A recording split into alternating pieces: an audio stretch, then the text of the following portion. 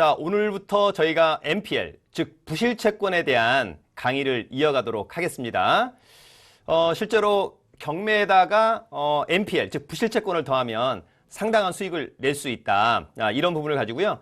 저희가 여러분 제대로 된 강의, 확실한 강의 한번 이어가도록 하겠습니다. 잘 따라와 주시면 좋을 것 같고요. 항상 말씀드리지만 강의는 반복 학습, 본인의 것으로 만드는 거 상당히 중요하겠다. 이런 생각이 들고 이제 이런 강의를 들을 때 사전에 이를테면 저의 뭐 부동산 경매 처음 공부 책이라든지 경매보다 NPL로 부자 되기 이런 경매나 NPL 책을 하나 정도 읽으면서 이 수업을 듣는다면 상당한 도움이 되지 않을까 이런 생각이 듭니다.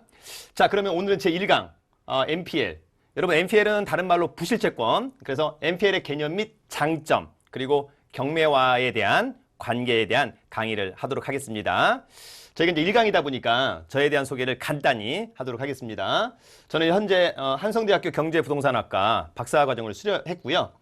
세종사이버대학교에서 현재 겸임교수, 매경에서 시험출제위원, 그 다음에 저의 뭐 부동산 경매 처음 공부, 뭐 세관 공매, NPL 책 다수 집필했고요.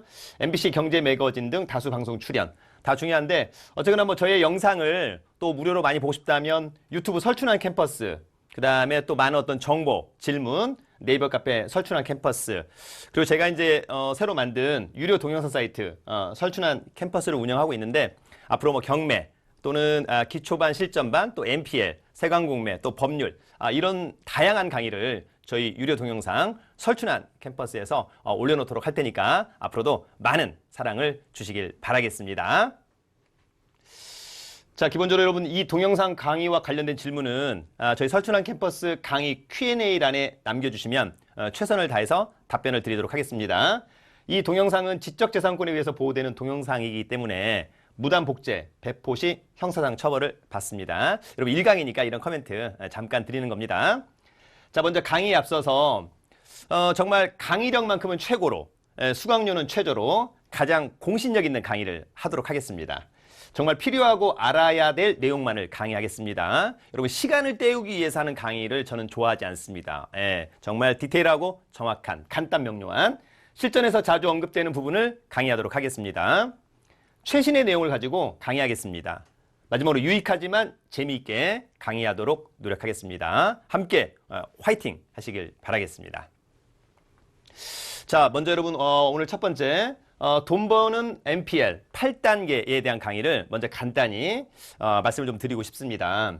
자, 이제 우리가 경매도 좀 하는데 일단 NPL을 투자해서 돈을 좀 벌고 싶다. 근데 왜 강의를 할 때 왜 NPL 강의를 이야기하면서 처음부터 경매라고 하는 이야기를 할까라고 하는 점이 있는 건데요. 뒤에서도 언급이 되겠습니다만 사실 이 NPL의 마지막 최종 정리 시장이 경매 시장이다 보니까 사실 경매를 모르고서는 NPL을 잘 할 수 없다라고 하는 점을 여러분들이 꼭 유념해 두시길 바라겠습니다. 자, 먼저 여러분 우리가 NPL 물건을 검색합니다. NPL 물건을 검색한다. 이를테면 뭐 유암코라든지 대신 AMC 무료 사이트가 있고요. 부동산 태인이나 이런 유료 경매 정보 사이트가 있습니다. 거기에서 물건을 검색합니다.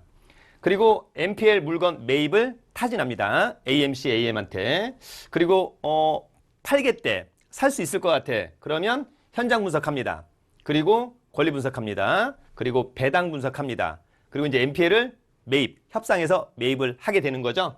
그리고 나는 낙찰을 받을 수도 있고 그렇지 않으면 방어 입찰, 나중에 나는 배당을 받겠다 이렇게 선택할 수도 있을 것 같습니다. 결론적으로 낙찰받고 명도할 거냐, 이를테면 배당을 받을 거냐, 이제 본인의 판단이 될 것 같은데 중요한 것은 얼마만큼 좋은 NPL, 즉 이제 우리가 얘기하는 NPL은 근저당권을 사고 파는 거거든요. 그러니까 얼마만큼 좋은 NPL을 싸게 사느냐라고 하는 것이 가장 큰 핵심이다. 이렇게 여러분 정리해 볼 수 있을 것 같습니다. 자, 그러면 이제 우리가 NPL을 갖다가 좀 완전 정복하고 싶다. 그러면 대충 어떤 내용들을 알아야 할까? 먼저 여러분 이제 NPL 관련된 사이트를 좀 자주 많이 봐주면 좋을 것 같습니다. 네, 유암코라든지 뭐 대신 AMC, 농협자산관리, 이런 사이트 좀 많이 봐주고요. 그 다음에 뭐 부동산 태인이라든지 뭐 지지, 굿, 뭐 스피드 이런 경매 유료 정보 사이트에서도 NPL 물건이 많이 있다 보니까 찾을 수 있다 보니까 그런 부분들을 체크해주면 좋을 것 같고 그 다음에 어쨌거나 권리 분석을 할 수 있어야 됩니다. 이게 최종적으로 경매 시장이다 보니까 어떤 것은 내가 인수하고 또 어떤 것은 내가 떠안지 않고 이런 권리 분석을 할 수 있어야 된다. 그리고 현장 분석이 가장 중요하죠. 어떤 아파트를 산다, 어떤 토지를 산다, 어떤 공장을 산다. 이럴 때 지역 분석, 물건 분석. 그래서 적정한 가격은 얼마, 나중에 미래 가치가 있다. 이건 미래 가치가 없다. 이런 것들은 스스로 현장 분석을 잘 할 수 있어야 된다라고 하는 점 정리하고요. 사실 NPL에서 가장 중요한 것 중에 하나가 여러분 배당 분석입니다.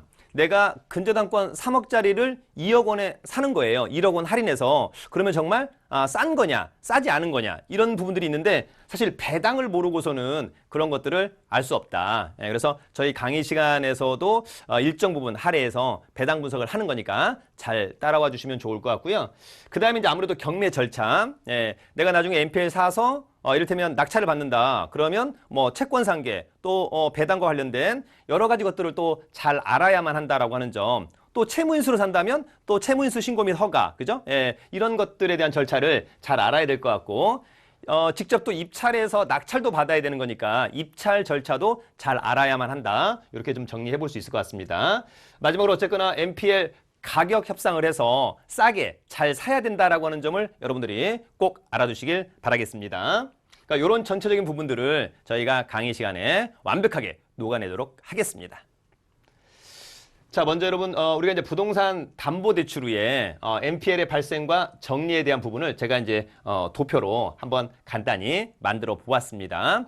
사실 여러분 뒤에서 이제 언급이 되지만 우리가 살 수 있는 NPL, 이를테면 부실채권은 담보부 부실채권이 있고요. 또 무담보부 부실채권이 있습니다. 그런데 이제 사실 우리가 뭐 변호사도 아니고 법률적인 지식도 높은 게 아니기 때문에 사실은 무담보 부실채권은 약간 좀 리스크가 크다. 그래서 대부분은 근저당권, 그죠? 그래서 담보부 부실채권을 많이 선호한다. 여러분들도 기본적으로는 담보부 부실채권에 집중해 주기를 바라겠습니다. 자, 먼저 여러분들 우리가 어때요? 이런 것들은 뭐 한번 머릿속으로 한번 이해해 주면 좋을 텐데 우리가 어떤 부동산을 매입해, 뭐 아파트를 매입해 또는 뭐 토지나 공장을 매입해. 그러면 사전에 본인의 돈으로 다 살 수 없잖아요. 그래서 대출도 문의하고 또 대출을 심사해. 그래서 어느 정도 대출이 가능하대. 그래서 부동산을 매수하는 거죠. 그 이후에 어때요?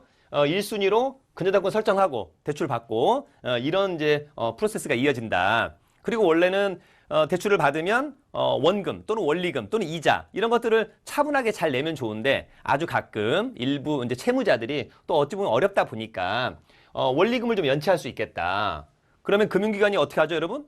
연락하는 거죠. 이자 갚아라, 원리금 갚아라 등등등. 네, 독촉합니다. 근데 끝내 원리금을 갚지 못하는 거죠. 통상 저희가 이제 원리금을 한 3개월 이상 연체한다. 이걸 통상 뭐 고정 이하의 여신 이렇게 표현하는 건데 그렇게 이해하는 것은 타당하지 않습니다. 그냥 원리금을 연체하는 채권을 우리가 부실채권, 즉 NPL이다. 이렇게 이해를 하시면 문제 없을 것 같습니다. 그래서 어쨌거나 NPL이 발생하는 거죠. 부실채권이 발생했다, 그죠? 금융기관 입장에서는 부실채권이 발생한 겁니다. 그러면 이제 은행은 어떻게 하죠? 은행은 경매 신청, 그리고 이제 법원에서 알아서 경매 등기, 감정평가, 현황조사. 이제 경매 단계로 넘어가는 거예요. 왜냐하면 NPL의 최종 정리 시장이 경매 시장이다 보니까. 자, 그리고 이제 배당 요구 종기일.